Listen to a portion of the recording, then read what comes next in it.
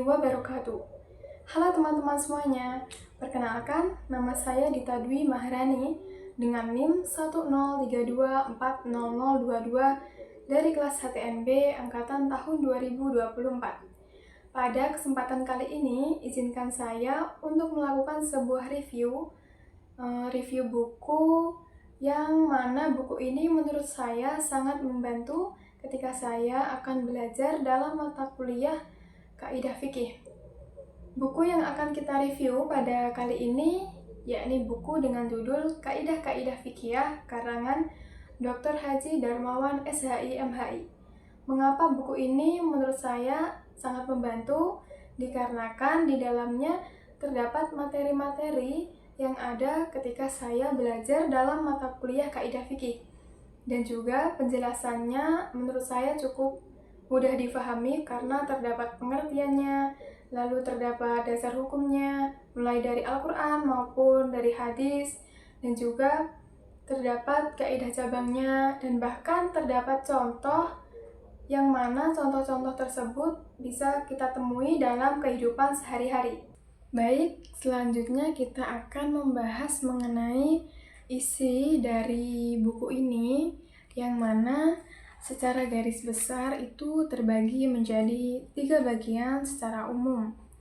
Pada bagian pertama ataupun bab awal ini, kita akan diberikan penjelasan terkait materi apa itu fikih, apa itu qawaid fikih, lalu apa perbedaan antara qawaid fikih dengan usul fikih, dan bagaimana kedudukan serta urgensi dari qawaid fikih. Menurut saya, teman-teman, kita itu perlu memahami pada materi awal ini dengan lebih baik lagi, dikarenakan materi di bab awal ini dapat dijadikan sebagai pengantar maupun dasar untuk kita memahami materi-materi yang ada di bab selanjutnya. Lalu di bab kedua, kita akan diberikan penjelasan terkait 5 kaidah asasi yang ada pada kaidah fikih. Adapun kelima kaidah tersebut diantaranya yang pertama berbunyi al-umuru bimaqasidiha, yang artinya setiap perbuatan bergantung pada tujuannya. Dalam hal muamalah maupun dalam hal ibadah, suatu niat itu dapat dijadikan sebagai penentu sah atau tidaknya suatu perbuatan. Lalu yang kedua, kaidah tersebut berbunyi al-yakinu la yuzalu bisyak, yang artinya keyakinan itu tidak dapat dihilangkan dengan keraguan. Misalnya, saya beri contoh, ada seseorang yang ragu apakah wudhu yang dia miliki tadi itu sudah batal atau tidak. Maka dalam hal ini, wudhu tersebut tetap dihukumi sah, sampai ada bukti lain bahwasannya wudhu tersebut memang sudah batal. Adapun bukti tersebut bisa berupa bunyi ataupun bau dari kentut. Dan yang ketiga, kaidah tersebut berbunyi al-masyaqqatu tajlibut taisir, yang artinya kesulitan dapat menarik kemudahan. Lalu kaidah yang keempat berbunyi ad-dararu yuzalu, yang artinya kemudaratan itu harus dihilangkan.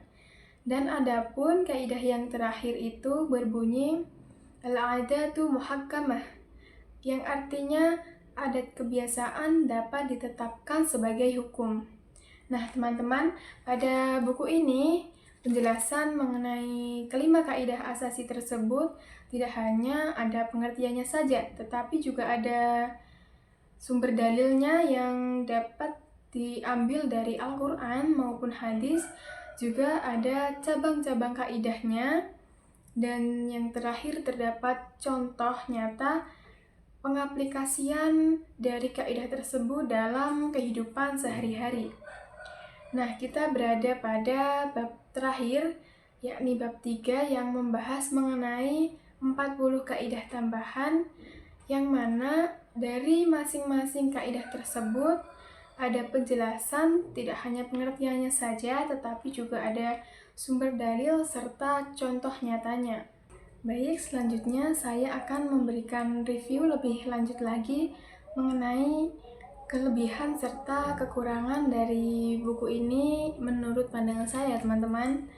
Adapun kelebihannya setelah saya baca-baca itu, yang pertama, buku ini cukup relevan digunakan bagi beberapa orang yang mungkin ingin mempelajari mengenai fikih lebih mendalam lagi, dikarenakan juga sudah ada materi mengenai kaidah-kaidah yang ada dalam fikih di buku tersebut.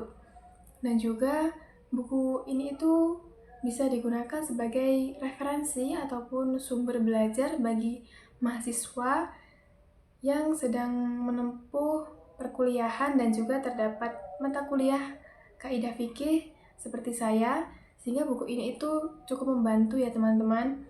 Dan cara mendapatkannya itu cukup mudah, dikarenakan di Google pun sudah ada file PDF dari buku ini yang mana dapat teman-teman unduh lalu dapat dicetak di tempat percetakan buku yang ada di dekat rumah maupun tempat tinggal teman-teman sekalian.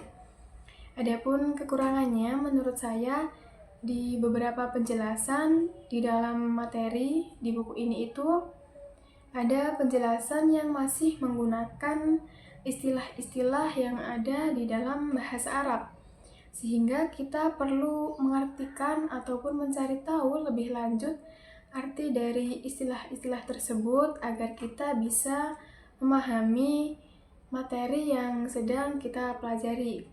Dan juga pada bab ketiga itu kan berisi mengenai 40 kaidah tambahan yang ada dalam kaidah fikih.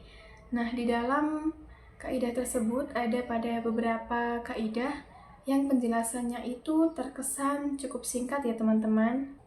Nah, secara keseluruhan buku kaidah-kaidah fikih ini cukup bermanfaat dikarenakan di dalamnya itu sudah ada mengenai penjelasan terkait materi-materi yang ada dalam kaidah fikih, yang mana itu cukup untuk memperdalam pemahaman kita mengenai fikih dan juga dapat memberikan gambaran kepada kita bahwasannya hukum Islam itu bukanlah hanya sekedar sekumpulan aturan, melainkan juga terdapat prinsip-prinsip dasarnya sehingga membuat hukum tersebut tetap fleksibel di berbagai kondisi yang mungkin dialami oleh masyarakat. Nah, buku ini juga sangat cocok digunakan untuk mahasiswa hukum Islam ataupun orang-orang yang ingin mempelajari terkait materi ataupun bab fikih lebih lanjut lagi.